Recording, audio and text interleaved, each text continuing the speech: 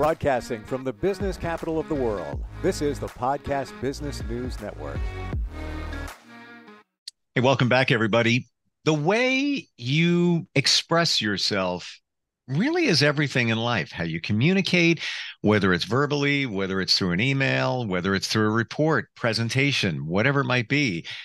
A lot of that has a story in it. And we all have stories. We talked about that last time we got together with her. She is a storytelling coach, screenwriter. She works with people to help them craft their communication. And she's back with us today. We're going to talk about origin stories. And she's Michelle Cutler. Welcome back. How you doing today? I'm good. Thank you. Very nice to be here again with you. Learned a lot last time we got together. A lot of eye-opening things in terms of what goes into a strategy session with somebody to help them through this. And it's amazing how many of us can verbalize things, but then when it comes to writing, it's a whole different ballgame, or the other way around. But this is why we need help in learning about communication. Origin stories, what is that? Well, if you think about it, so let's say on our first call together on the last episode, you asked me, how did I get here? How did I get to where I am to be offering these services in this business? And in that way, I told you my origin story for this business, for Sure. example, or for my services. It can also be an origin story, it can also be your relationship. How did you two meet? You know, let's say your friend that passed away that you had to speak about, that we talked about last time. A lot of it had to do with how did you two meet, and where did that story take you? It can be your business, it could be a skill or a profession. That's the origin story can be of anything really. I think in the first case, of course, when we talk origin story, it's usually a birth story, a story that we've heard. And that's usually what you do in a life writing. Let's say you take life writing course or memoir course or anything. Usually the first sort of exercise is write your birth story. It's something that you are familiar with. Either it's been told many times in front of you by your parents. It could be if you're adopted or you have a different situation than just being born into your family. You still know your origin stories. How did you end up with this family? How did you end up from baby to toddler to who you were? So your birth story is something you walk around with. Many times, if you think about it, it's not something you remember yourself. It's a story that's been told to you that maybe you don't know all the details of your birth story. Perhaps they've just not been shared, and some families don't like to share these things. Sure. And you decide you want to go out on your own and say, I want to know where I come from. And you start doing research and you look at records and you find other people of the time. These are all ways to create your own, to understand who you are, where you come from. Whether it means that's who you are today is up to you. But many people will ask the question, so where are you from? How did you get here? Why is your name like that? What is your name about? Can be an origin story as well. So a lot of times when you start there, it opens up other things. I see something here that I didn't realize until you spoke about it. But firsts are fantastic. And there's a first in almost everything we do and almost every day. So you spoke about my friend, and I needed to deliver something on the radio about her passing. That day, I walked my dog in town. I just needed some time, wanted to think.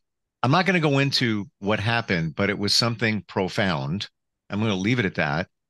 But there was a first involved. And what was that first? Kind of the first time I've ever walked my dog in town or around people. We just don't get out. I really need it. It was fantastic. But there was a first in that. And when I tell people that story, I include that first. Yeah, I never could take him out. So it was like one of the first times I took him out. Origin. It's the origin of that situation. So when you think about it, there are a lot of origins or firsts in a lot of what we deal with every day. And in that, there are stories, right? Exactly. And then if you wanted to, you could add some context, add some flavor. Sure. What was the weather like when you're walking the dog? What was the weather like? What did you see anyone you know? Did you pass by a shop that you always pass by and suddenly realize, hey, I'm walking the dog. I can't even go in and get what I would like to get because I have the dog with me. I mean, you start to notice you've added this one little character to your everyday story, the character being your dog. And you're not somewhere foreign, you're not in a foreign land that you've never been before. You just happen to change it a little half degree with the dog there. And of course, we all know I have a dog too. The dog's right behind me on the sofa there. He's Yes. keeping notes. He's taking notes. You know, anytime you add an element, it opens up new possibilities. And again, like you said, something profound. It's okay. You don't want to share it. I, of course, Oh, don't I want can to know. share it. I don't I want to want take to up. know. Do you want me to share it? I don't want to take up time here, but in the If it's story, profound, I think we should know. I believe in signs. I believe things are presented to us, and sometimes we don't see them because we're not open to them. I'll laser the story. First time I really walked my dog into town. This is a town I spent a lot of time in growing up. My mom worked in this town, as did my aunt, and my grandmother lived there as well. I was vibing my mom. Mom, send me a sign. Send me a sign. You do it every once in a while. Could use it with the passing of my friend. This is somebody who I worked with on the radio for many years. We were very close. As we're walking through town, me and my dog, we come up to a pole that has a plaque on it dedicated to my aunt. So I tell my dog, don't pee on that. He wanted to. I'm like, stop that. Don't pee on anything. So I sit down at an outdoor cafe brewery with my dog, just sitting there having a drink, and somebody's doing karaoke, DJ there. People pick songs. As soon as I sat down, the first song that somebody chose to sing was called The Rose by Bette Midler. Oh yeah. My mom's name is Rose. She passed away 5 years ago. So I was like, oh, all right, ask for a sign. Whatever. Maybe, maybe not. The very next song that came on that somebody selected to sing was on the radio by Donna Summer. So my friend who passed, we were on the radio. Right. 2 songs later, a 10-year-old comes walking up and wants to hear a song called Spirit of Radio by the band Rush. He nailed it, by the way. He's got a high pitched voice, and so does the lead singer of that band. And I'm just sitting there taking it all in. I was like, I think that was my sign. What are the chances of it connected to radio? And the very first song is my mom's name. Mm-hmm. And I just, picked up my dog and was like, all right, time to leave now. Get our sign. But I think you're right in that all could have passed without you noticing it also. You could have just been on your phone and not even paid attention, right? So there's a huge part of for you to be able to tell us that story, which was lovely, by the way, and made me think of some things as well. You had to be in the moment and present, paying attention, thinking about what you had just come from and what you were thinking about. Sure. Clearly the connection to your mom is important. And even it sounds like the generational maternal generations in this town. And already you've started in a way to create a little world that we can enter. And if you wanted to develop that further, for example, into a story, a short story or an essay or anything, you've already started to create some beats, like story beats. Here we come upon the pole, we see the in memoriam, and then a little comedic relief. Dog, don't pee on this pole. This is Aunt Josephine's pole, yes. Or whatever, right? Or I'm guessing the name. And so, if you actually said her name, I would have just dropped. Like, it's like, how did she know that? Yeah. Caroline, is it Caroline? B. I'm totally guessing. I'm not the spiritualist, or I'm not the evidentiary psychic. Right. But yeah, so you've just shown a great example. And again, it's sort of like what we were talking about before with my hair dye conundrum. Sometimes it's really the most mundane, everyday moment that can really send you somewhere, send you on a bit of a journey. And I was thinking about how David Mamet, who's a playwright and a dramatist, had said at one point that even if we're talking about like dramatic tension, that a knot in your shoelace, something as simple as your shoelace being knotted, can create tension if you're in a hurry, if you need to go somewhere, if you're, I mean, it's can be, think about Tanya Harding's shoelace, on the ice in the Olympics, Right. right? I mean, it can be, you can take me in my house with my shoelace and, oh, I'm trying to get out of the house and this is stressing me out. But then you can take that shoelace and all the way to a high stakes situation like the Olympics. So again, I think like you're saying, paying attention to the opportunities of everyday experiences. And you also did something interesting as well, where you were looking at the present tense, I'm walking my dog. But in that present tense, it brought you back to moments of the past that are important to you still. Like there's always that connection. Not that we have to be nostalgic, all the time. And it's not about being sentimental, as much as it is, as you're saying, paying attention, the difference between, a slice of life moment, and perhaps something that's more like what they call the cradle to the grave, where you go from birth to death, like a biography of someone's entire life is one thing. But when you have sort of the slice of life moments, you can really get so much out of them, just small moments. Sure. We don't realize the impact of maybe those moments having on us. And it goes back to the origin. I'm talking about the origin of me in this story because that's where I grew up. There's one origin. There's a first in I never walked my dog into town. Shame on me, but whatever. And there also was a driving force. I could have done anything that night. I had friends doing this, doing that. Why don't you hang out? And something kept saying to me, no, you need to be alone and you need to go into town and walk that dog. And I did, and I'm glad I did because those things happen, whether you believe there's a connection or not. I choose to believe. Mm-hmm. But telling a story and thinking those things out and trying to be clear as possible is so important. So important, especially when you're organizing thoughts in an email. But a lot of us could use help with that. We all can. We all can because we don't know until we tell the story and somebody else says, maybe you want to change that, where you're like, adjust it a little bit. But it can be a game changer in expressing yourself, and same thing, with careers. Mm-hmm. It's sort of like a word I've noticed that you like to use a couple times, which is this laser idea, where he's like laser, laser. But I think that's a really good little mantra to have, when you start to feel that you're sort of spinning out. I mean, you can kind of feel it in yourself when you're telling a story. You can kind of feel when you're spinning out into the like sequel before you've finished the pilot episode. Can We're I already can on I like share where that word comes 15. from? The Yeah, laser word. please. Yeah, I don't know if please. I told you this.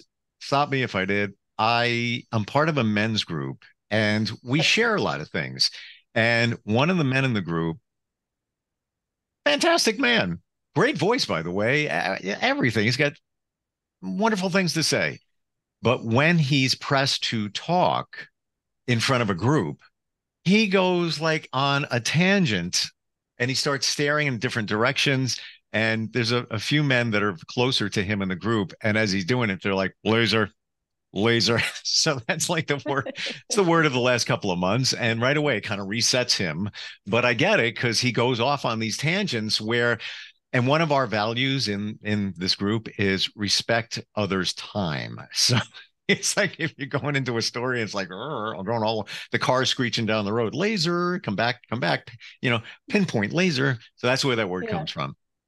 Well, I had a similar, or I guess a parallel experience in when I was working on something that I was writing. When I first started writing prose, because I come from screenwriting. So screenwriting is very action, or, you write action, you write dialogue, basically. You set up a world, you create stakes, but it's not the same thing as reading a book. Like when you read a screenplay, it's not like you're reading a novel. And I was trying to write more in this novelistic way, nonfiction. And I just was going fast. Like I just assumed you were with me and ready to go. And the mentor who I was working with, the author at the time, said, Michelle, it's like you're in a car. You're pulling up in this fast car and you're like, get in, get in. And we all want to get in because that car looks awesome. Like it looks like you're having a great time in that car. And Yep. you're like, get in. And I jump in this passenger seat. And before I can even put on the seatbelt, you've got me down the road and you've got me here and you've got me there. And I'm like, I'm just trying to get on my seatbelt. So I thought, oh, I understand. Now I understand. Give people a moment. There's a lot that can resonate in one moment. There's a lot that can resonate in one detail or one memory. But it is that laser for you, laser, and for me, I would say maybe seatbelt or something, Okay. or off the brake, like tap that brake a teeny bit. But it depends, like you said, on sort of where your strengths and weaknesses lie, which you don't know where they lie until you have experience, until you try it. Like I think if you work with me, you can spend quite a bit of time, sort of as we're doing, just riffing a bit, just getting loose Sure. and comfortable, figuring out and opening up. I share something with you, you share something with me. It's an exchange. And then somewhere in there, like I said, there's these sparks that happen that make you feel like, oh, maybe, why did I want to tell this story? Maybe this is why. There's something, you can feel it. It's a sensation. Mm.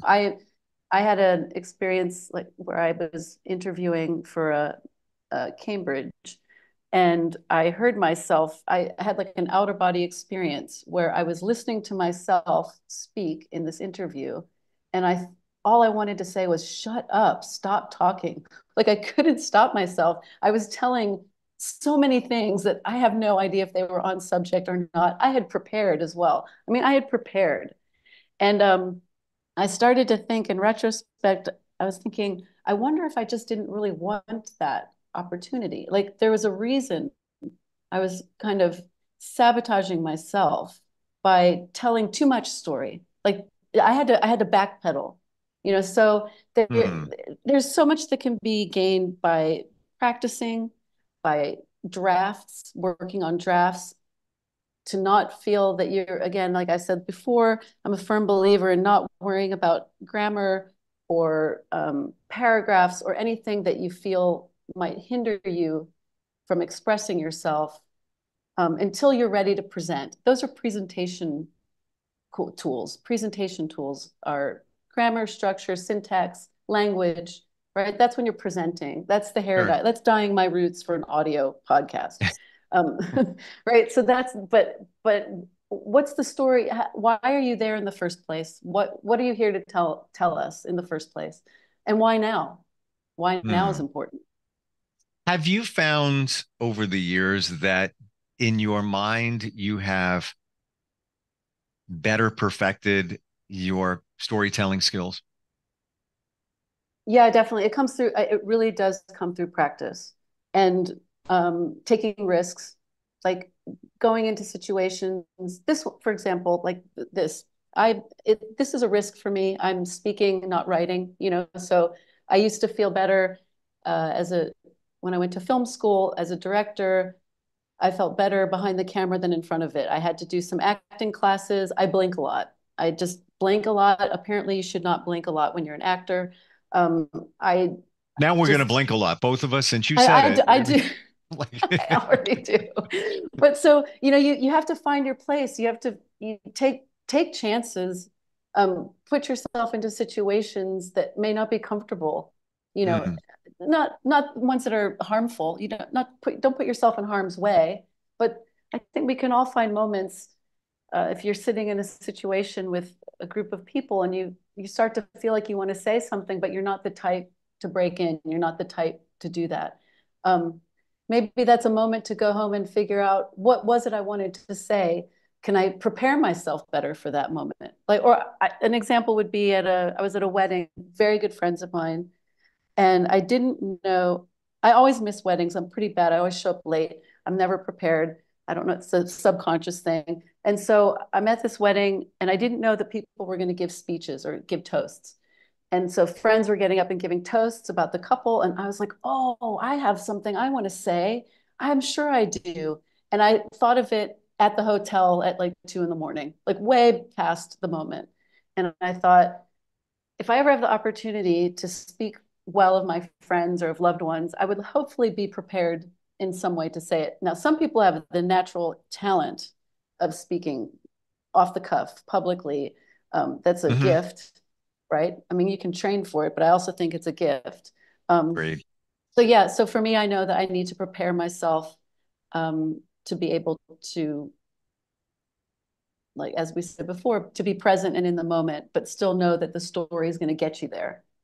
I completely agree with you. I'm not one of those people that can just jump up and spur the moment and speak.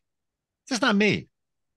I think about what I'm going to say, how I'm going to say it. I have things already prepared in my head. Maybe I'm not going to use them, but it's always sitting around in there. If something goes wrong in a situation, backup plan. And there are those genuine fabulous moments where you dyed your hair and those things, happen like last time.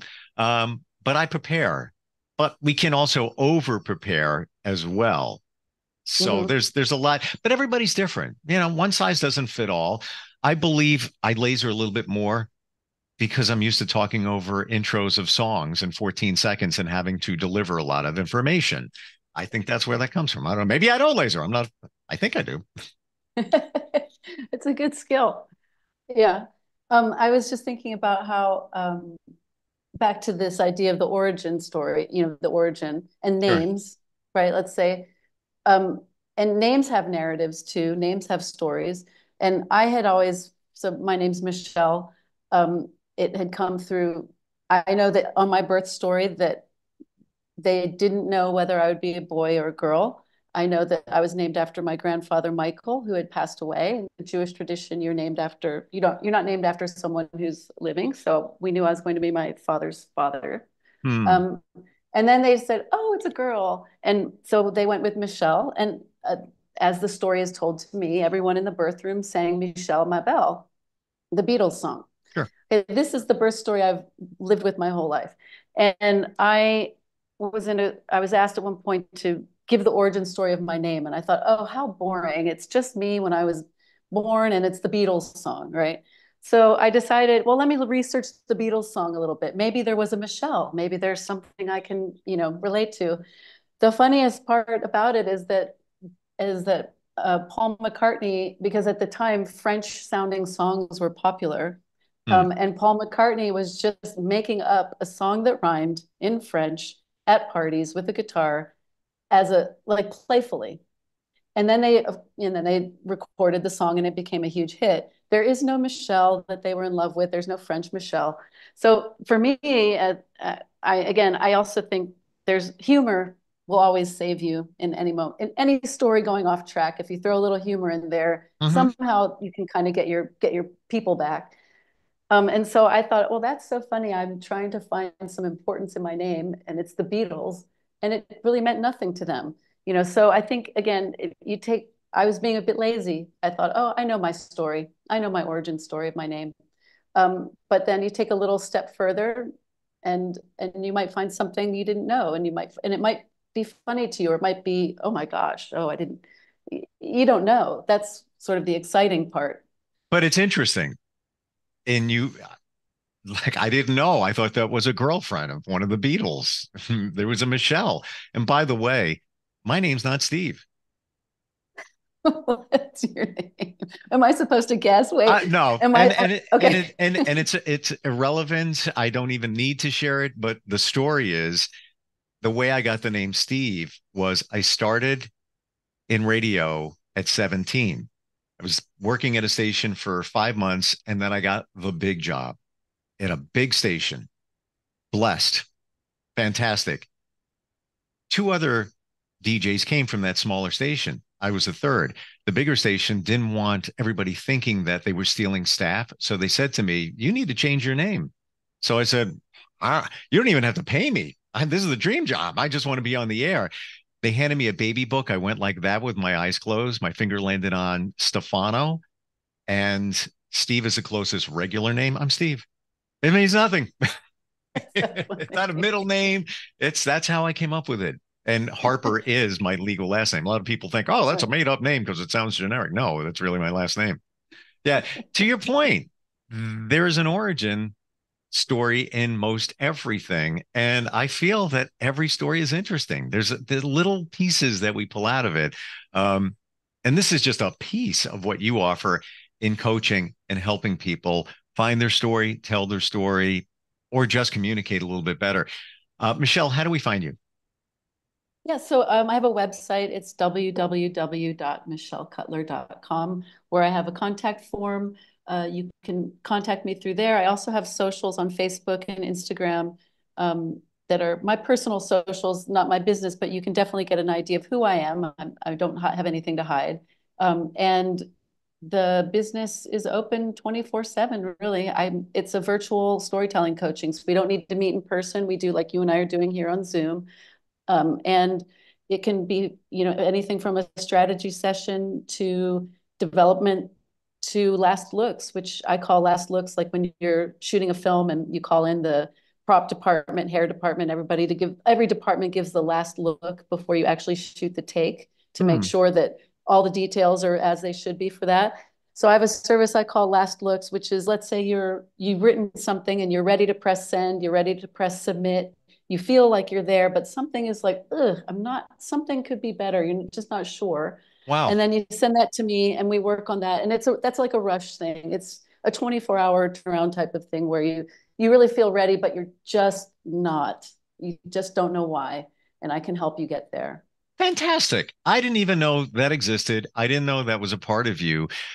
Wow. Like you just did a presentation and you want somebody to give it a last look that's impartial. You could ask a friend over, take this and proofread it. Somebody with the eyes of experience like yourself. Wow, that's fantastic. Wow. Didn't know that you did that. We're out of time. I always love talking with you, learn a lot. And I didn't know that one of the Beatles never had a girlfriend named Michelle. I'm sure somewhere along the line, one of them had a girlfriend named Michelle for a minute, but that's not what the song is about. That's a whole different story. If you think there are 4 of them and they've been active for like 50 years, somewhere there was a Michelle, but it's not me. I agree with you 1,000% there, even if it was for a very, very short period of time. Thank you for today. We'll catch up next time. Yeah, sounds great. Appreciate it. We'll be right back. Are you looking for even more of the podcasts and hosts that you love? The Podcast Business News Network is proud to announce that you now have even more ways to listen live. Check out the MyTuner Radio, online radio box, and Simple Radio apps on iOS and Android, or find us online. Search for Business News Network on mytuner-radio.com, or search Podcast Business News Network on streama.com and onlineradiobox.com/US. Take your podcast on the go and don't miss a minute of the action.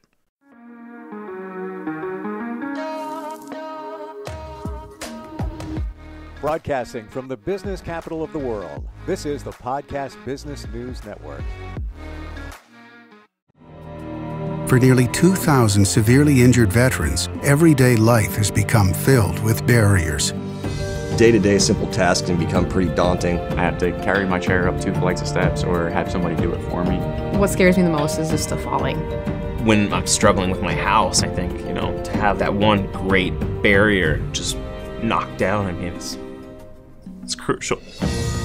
Home for Our Troops is a wonderful nonprofit that builds a mortgage-free, fully adaptive, handicap-accessible house. And there's no catch. It'll be our very first home that we've ever owned. This is a game changer. This is where your life begins again.